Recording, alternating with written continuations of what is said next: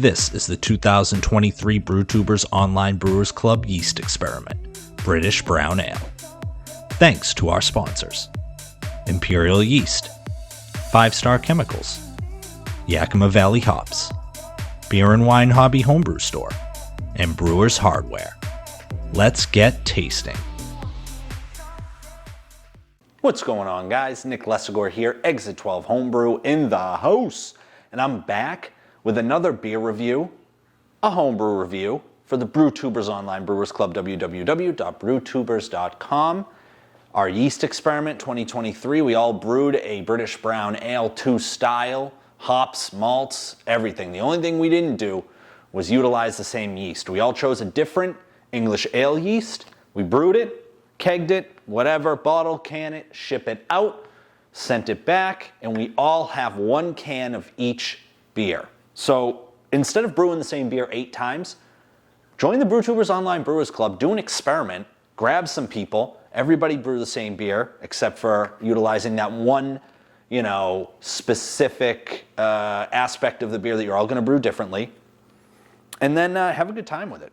Learn things, that's what this is about. Join us in Discord. This beer, 4.5%, 9/17/23 brewed, 10/7/23 kegged, brewed by Brewmaster Jerry, Windsor Brown Ale. What's interesting about this beer is that it absolutely manhandled the fermentation. The yeast killed it, so much so that it literally exploded the airlock off. And he sent us some pictures in the club, and we had a good time kind of teasing him about it. Brewmaster Jerry, great dude, awesome dude. He is the webmaster of the club, somebody that I respect highly. I think he's extremely intelligent, but he can still bust balls with the best of them. That's what I love about the guy. Can't wait to meet him someday. LalBrew Windsor Ale, ale yeast, is a heritage strain selected from Lallemand Yeast Culture Collection. It's consistent and robust. Robust for sure, we found that out. Produces moderate levels of alcohol and the balanced flavor and aroma characteristics of the best traditional English styles. This is specifically made for English brown ales, porters, sweet stouts, milds, bitters. Sounds right down my alley. So we're gonna pop into this and have a little look-see. Don't explode on me, Jerry. Please don't explode on me.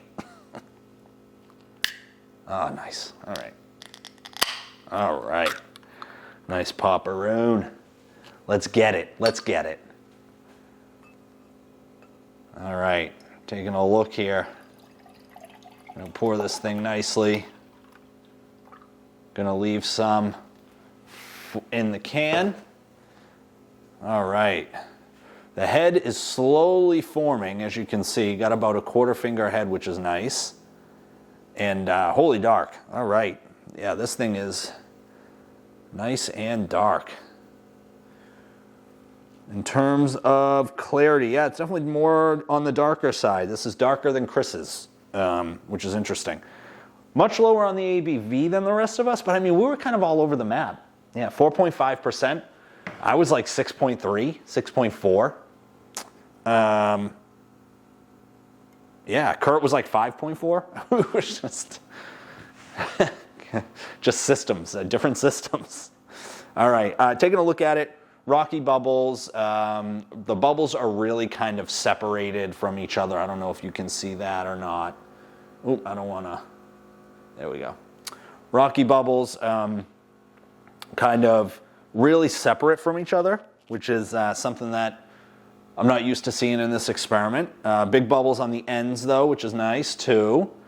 Looking at it, it's got that ruby kind of color, that redness I was talking about on the left side with this beer, but it's really dark in the middle to right. Like, I mean, looking at it like this, you can't see it, but it's like more on the red side, which is nice. Let's see if we can do it like this. Skabang. Skabang.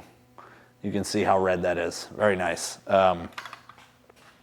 In terms of clarity, probably, I would say not as clear as Kurt's or mine, but I would say right there with, a little bit not as clear as Chris's, but you can see the shadow of the fingers for sure. So I definitely can tell that those are fingers.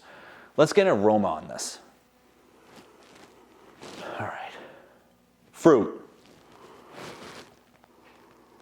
So this one for me is not presenting from an aroma perspective like a true brown, in that you're getting like the breadiness, the roasty toasty. I'm getting fruit on this. Not tropical fruit, staying in the same realm with those kind of darker fruits. And that could be that Lallemand or the Windsor ale yeast that he used. I mean, it's nice. It's pleasant, but if I were to close my eyes, I'm not sure I would necessarily go brown ale. But again, that's the point of this experiment. That's what I love about this. It's fascinating to me whether it's, I know different ABVs, different gravities, but it's the same malts, same hops, added at the same times, utilizing the same clarifying agents. And even from a clarity perspective, the goal is to get it crystal clear like a brown ale. The brewer has nothing to do with that. He's following the directions of the recipe, things like that. That's what's so awesome about yeast experiments, is that you can tell what yeast do a better job of presenting the flavors of the beer and the appearance. All right. All right, I'm going to go in for a sip. Thanks so much for entering the competition, Jerry. The experiment, I keep calling it a competition, have been for years now. L'chaim. It's an experiment.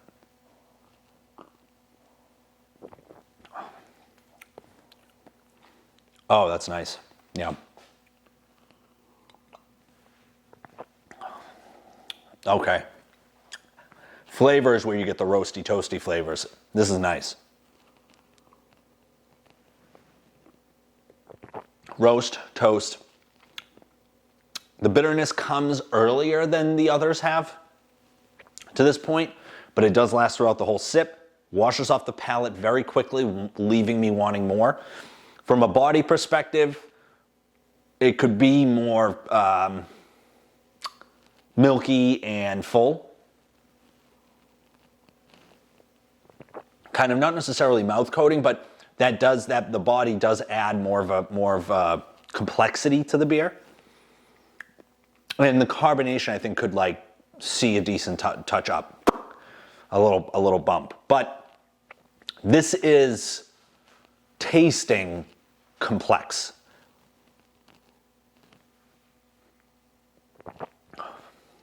What I will say is I'm not getting, oh yeah, smooth bitterness. Smoother than mine, not as smooth as Kurt's. Like right there in the middle. What I will say is I'm not getting like those fruity flavors. I am getting roasty, toasty, touch of baker's chocolate, that unsweetened chocolate character.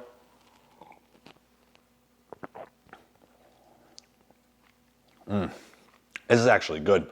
A little more carbonation on this, and you'd be killing the game. You are killing the game. Brewmaster Jerry, one of my buddies, love chopping it up with him every month in the Brewtubers Club, and then we also have once every month on a Friday we have a club happy hour. And it's always fun chit-chatting with him there. An active member of the club, great dude.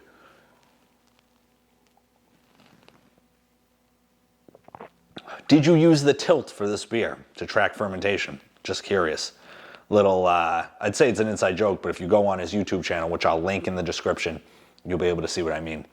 Overall, an awesome beer. Rankings time.